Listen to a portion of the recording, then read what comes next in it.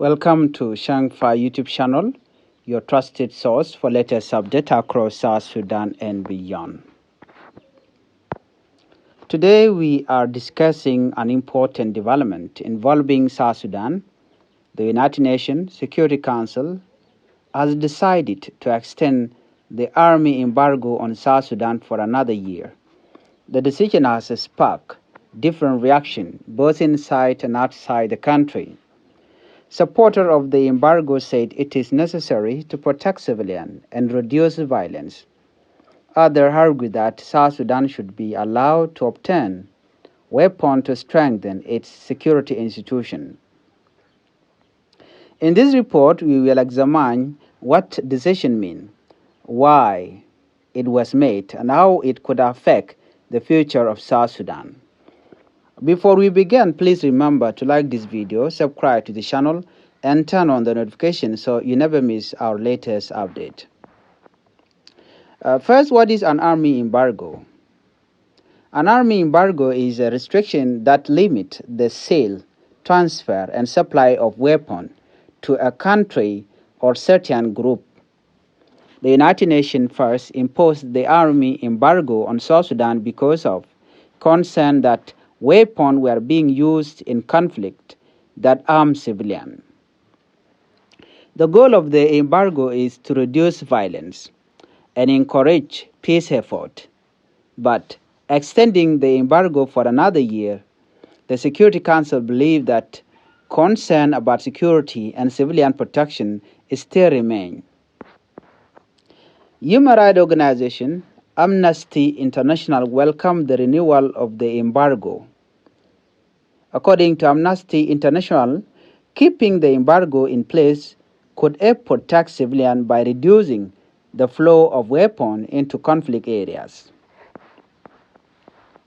The organization stated that weapons have often been used in situations that resulted in serious human rights violations. Amnesty International also expressed concern that some members of the Security Council wanted the embargo lifted, while others chose not to support the vote. The organization believes that recent fighting in part of South Sudan show that the security situation remains fragile. Human rights groups point to several recent incidents as evidence that violence remains a major concern in South Sudan. One of the incidents frequently mentioned happened in March 2026 in Abiemnom County. A report indicated that army group attacked the area, leading to death, injuries, and displacement of civilians. Organizations monitoring the conflict argue that increasing the number of weapons available to army groups could worsen such situations. They say that ordinary civilians often suffer the most during periods of conflict. Many families across South Sudan have experienced years of instability. Communities have faced displacement, loss of property, and disruption to education and health care services. Human rights organizations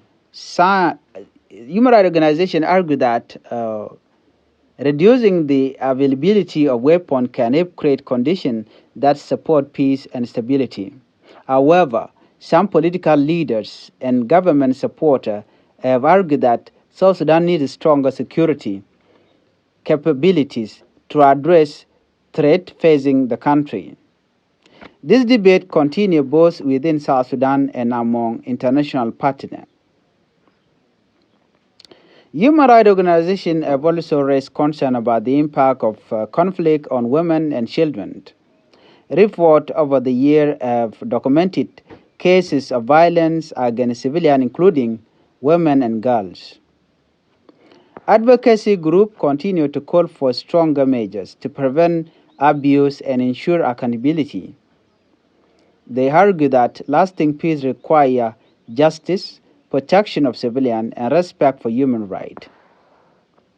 Amnesty International has previously reported concern about alleged violation of the embargo. The organization has claimed that military equipment and personnel entered South Sudan without following required United Nations procedures.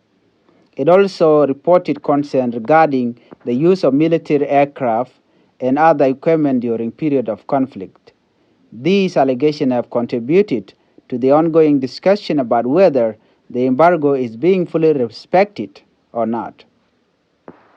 The embargo remains a subject of debate in South Sudan.